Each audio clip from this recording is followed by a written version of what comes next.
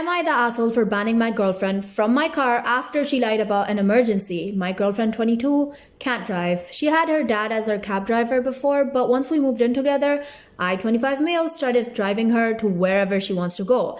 FYI, I work long hours in a stressful field. Many times she'd ask me to leave work so I could drive her places. I got in trouble at work because it seemed unprofessional of me to just leave work to drive her places. And I told her how this has been affecting my job, and she started using public transportation since her dad wasn't available. She is now 3 months pregnant, and she explicitly said that she won't be using public transportation as long as she's pregnant due to her fears of health issues that public transportation could expose the baby to, and told me to be ready for her calls at any time so I could drive her anywhere she wants. I said absolutely not. I have a job that I want to keep in order to be able to provide for the baby, and told her unless it's an emergency then I won't leave work just to drive her around.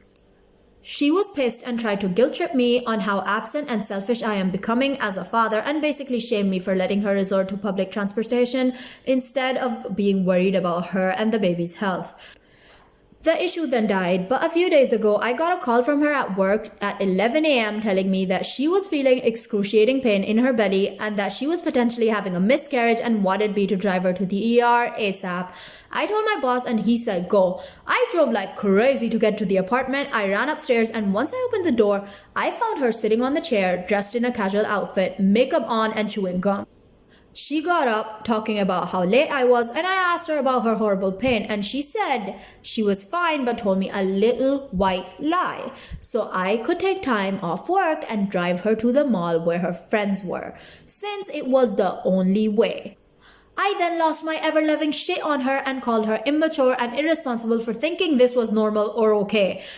She argued, saying she knew I was gonna say no, so she lied, and I made her lie after showing complete disregard for her and our baby.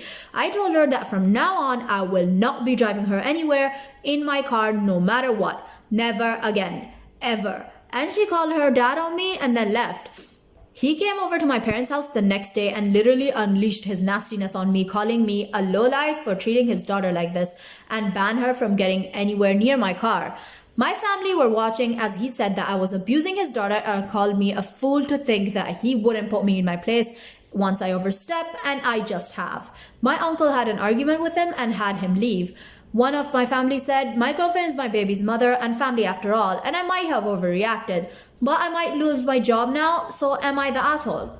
ETA, my girlfriend cannot drive for medical reasons and not by choice. Now, here's what the people had to say. You're not the asshole. What an unfortunate person you chose to have a baby with, though. Someone else said, yeah, but seriously, break up with her. She doesn't respect you, and she is heartless enough to lie about a miscarriage to get a ride to the mall. It'll be better for you and the kid to co-parent while not being together. Someone else said, I wonder what kind of white lie she's gonna tell if OP was to break up with her. Someone else said, I actually almost wonder if she's really pregnant. I really hope she's not, because I feel bad for that poor kid for having that nightmare as a parent. This is a reminder for you guys to subscribe and hit the like button. Am I the asshole for being upset that my nephew wouldn't share his candy? This happened on Thanksgiving. My sister-in-law and her husband always host dinner.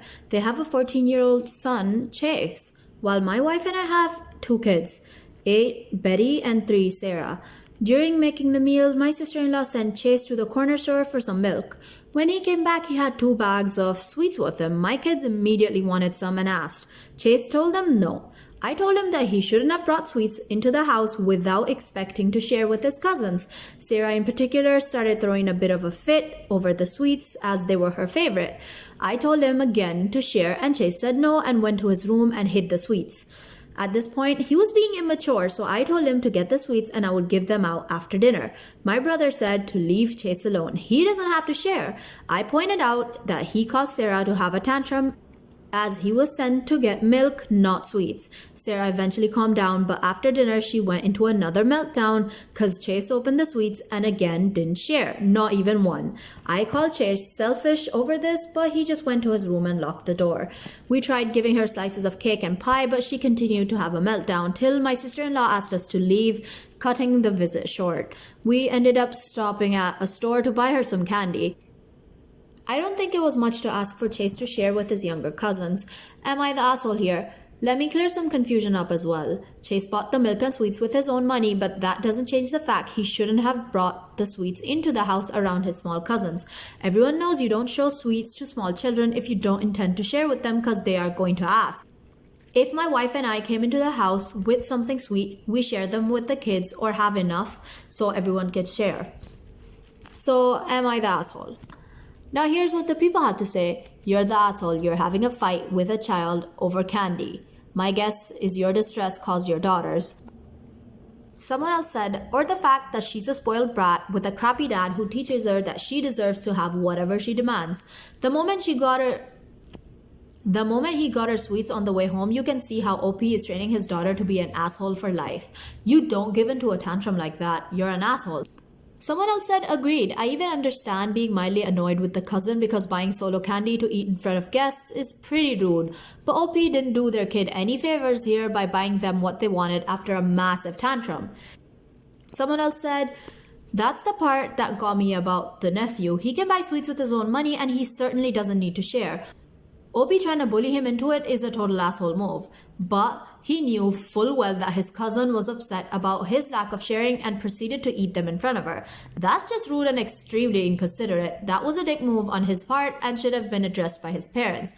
You don't bring food to a family event and not share unless there is some kind of dietary or medical restriction going on.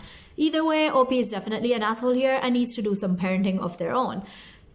ETA, let's also keep in mind that the nephew is 14. That's more than old enough to learn some basic common courtesy about not eating food you don't intend to share in front of guests. The girl throwing the tantrum is 3. He was taunting a 3-year-old with something he knew she wanted. That's not really okay either. I still think OP is the asshole here because they were the actual adult in this situation, but the nephew was also being kind of a dick. So guys, tell me your thoughts on this situation in the comments. Am I the asshole for telling my fiance he doesn't get to name both of our babies? I'm pregnant with twins and my fiance and I just found out we're having a boy and a girl. We started talking about names the other day. He told me that he really wanted to name the boy after himself.